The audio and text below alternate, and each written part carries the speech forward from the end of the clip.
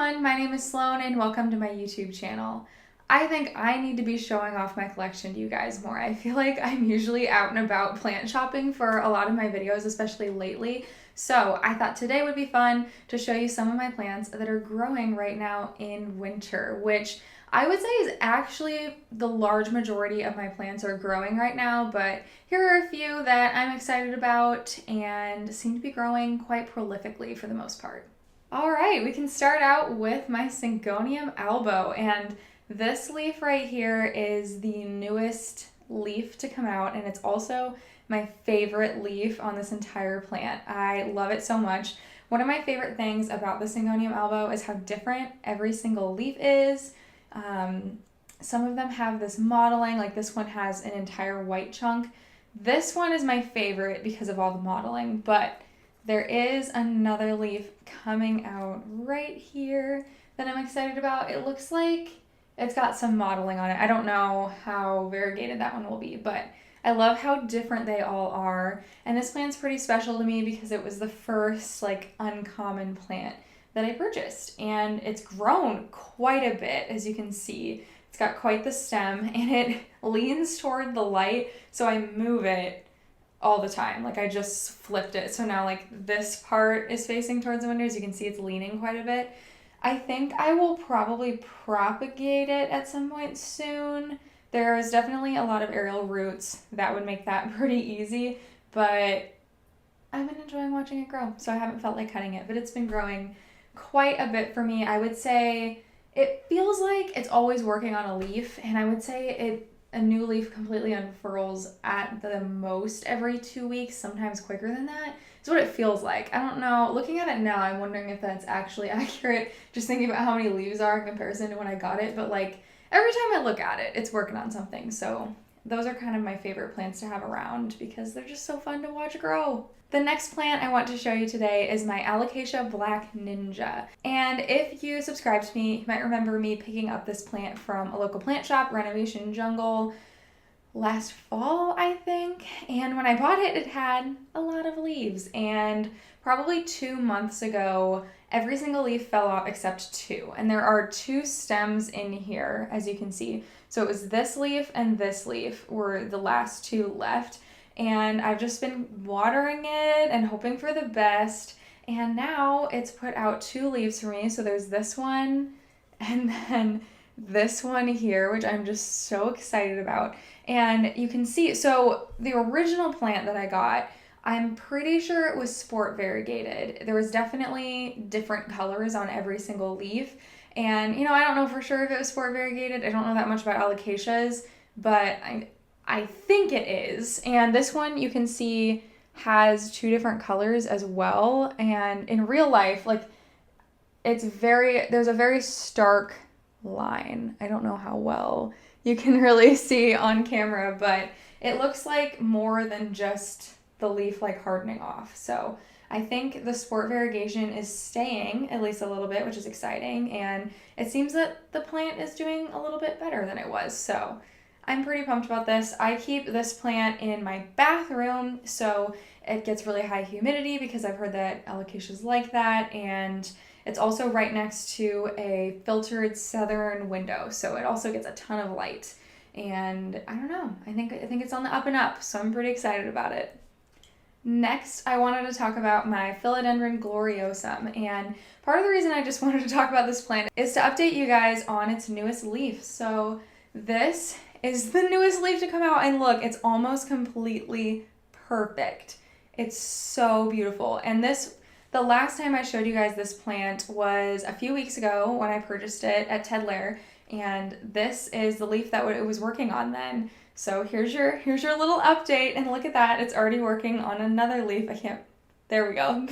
It's already working on another leaf. So I'm loving this plant so much so far. I just bought a new pot for it because, as you can see, it's crawling outside of the pot.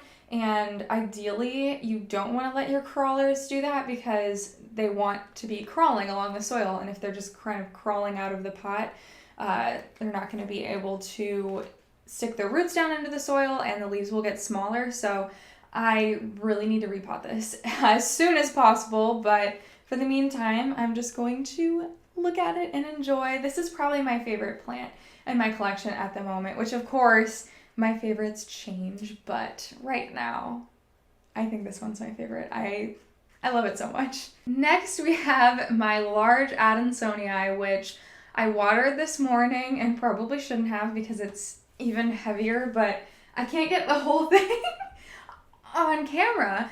But a little story behind this plant. So I purchased it for my boyfriend last year for Valentine's Day. It was in a hanging basket and it got so root bound that the leaves just flopped and looked incredibly sad. And so then I potted it in this pot, and ever since then I've kind of struggled with it, and I've struggled to figure out when to water it. And it didn't help that it also got thrips last fall, so there was that. So it's gone through quite a journey, but I think we are finally on the up and up. And basically what has been happening for the past few months is it has been growing like crazy, and then all of the new leaves would die off. Let me see if I can find an example of one that you could see. So as you can kind of see on this leaf, it was a new little spear. I don't know what you would call them, but like the leaves come out like little pointy spears, and the spears just kind of turn brown and die off before they would ever open.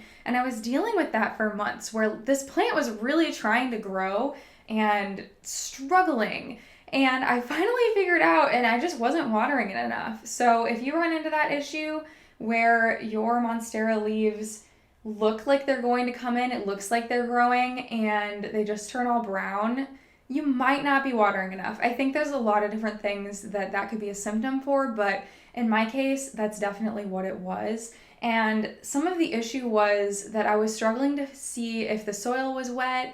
I think I was waiting too long to see if the pot was light enough. And then finally, if you use a moisture meter on a plant that's incredibly root bound, or like in the case of this plant, it was root bound in the past, so all those roots are still in the center pretty close together, even though there's extra room around the outside, if that makes sense. But since it was root bound in the past, all of those roots are packed in the center, and so if I stick my moisture meter in the soil and it hits one of those roots directly, it's going to say that the soil is wet when it's actually not. And this is an issue I've had in general with all of my large plants, is that I've just really struggled to figure out when to water them, and it's because all of my large plants I let get incredibly root bound before I planted them. And so using the moisture meter has been tough.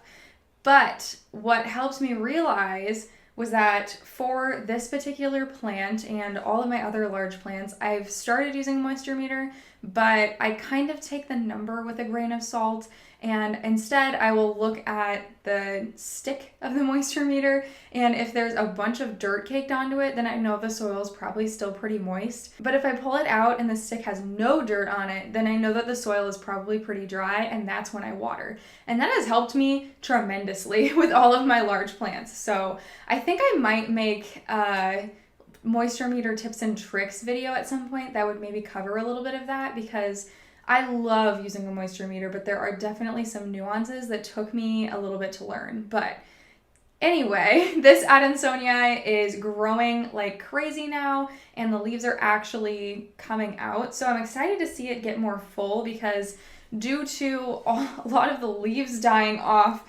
and the thrips incident last fall, it's looking a lot more bare than I would like. But it's on the up and up. It's only going to get better from here, and I'm excited about it. This right here is my Beefsteak Begonia. It is my first and only begonia right now, but I think I'll definitely get more at some point in the future. I don't love the look of all begonias, so I can't say that I'll be a huge begonia collector, but I don't know, never say never. I think I'll definitely pick up at least one more. But I purchased this as a cutting, and it's been months, but we finally have some growth, and the new growth is so cute. Oh my gosh, there's a fourth leaf coming in. I don't know if you can see that.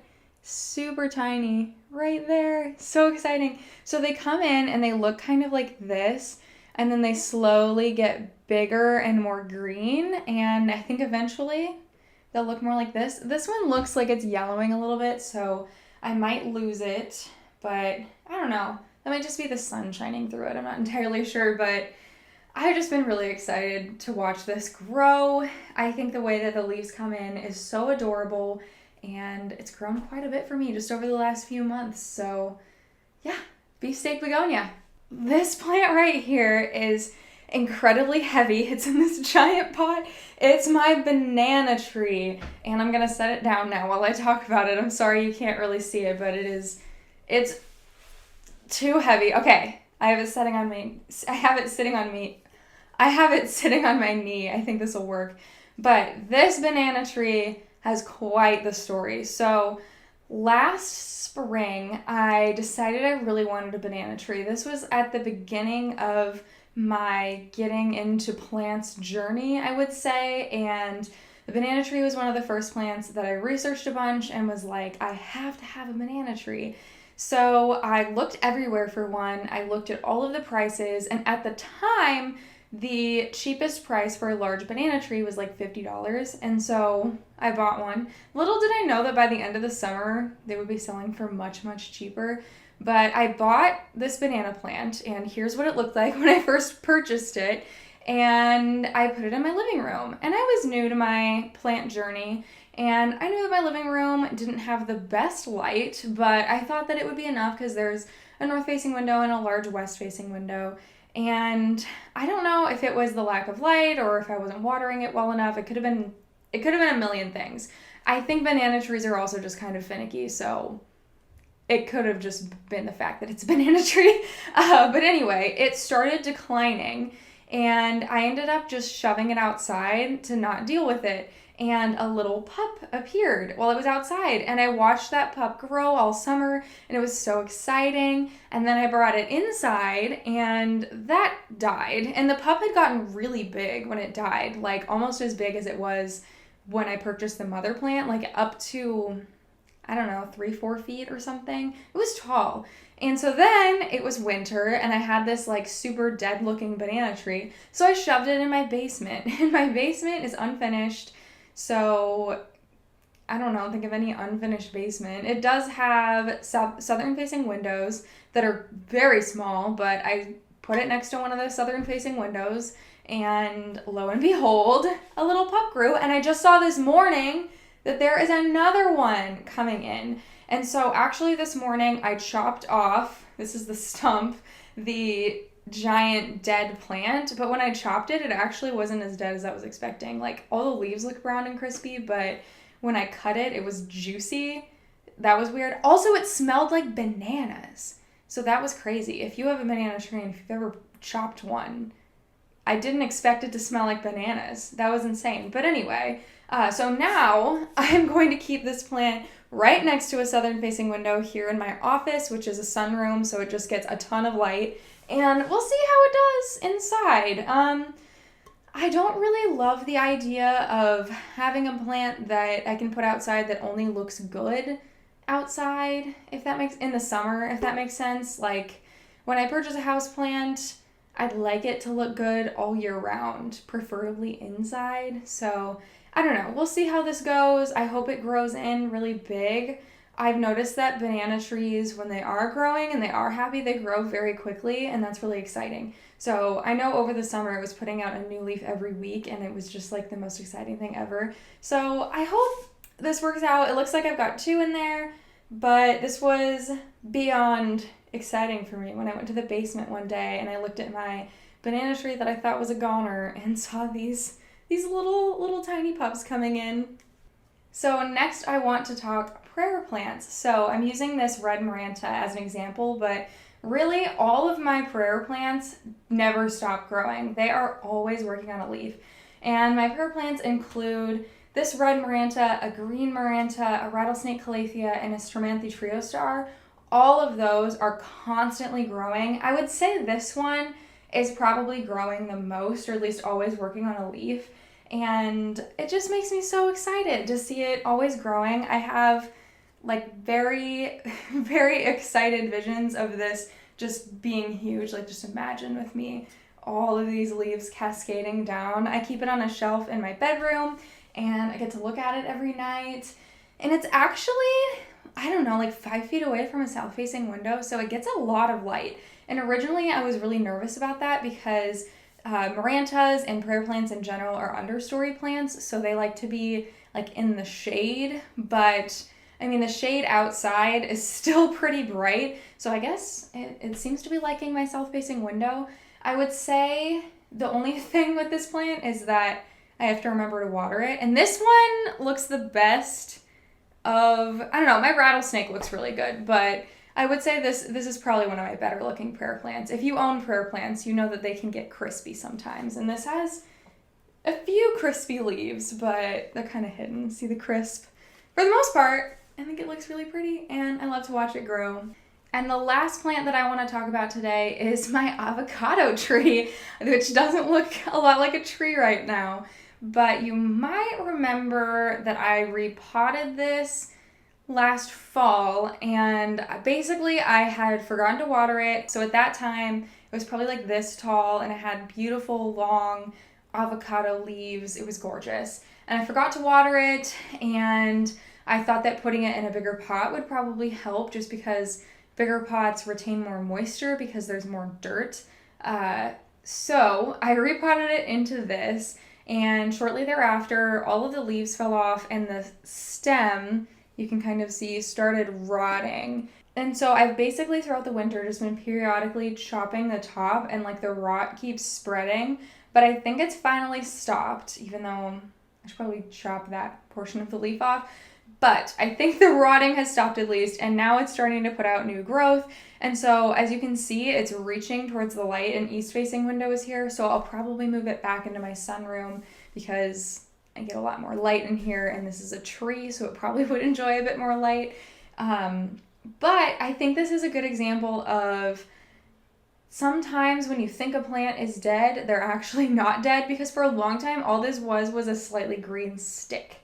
And now look at it. It's growing something. I question how good this will ever look again, because as you can see, it's got a lot of growth points. There's 2 all the way down in here, this big long one, another one here. And, you know, usually when you think of a tree, you think of them like growing tall and like branching out from up there.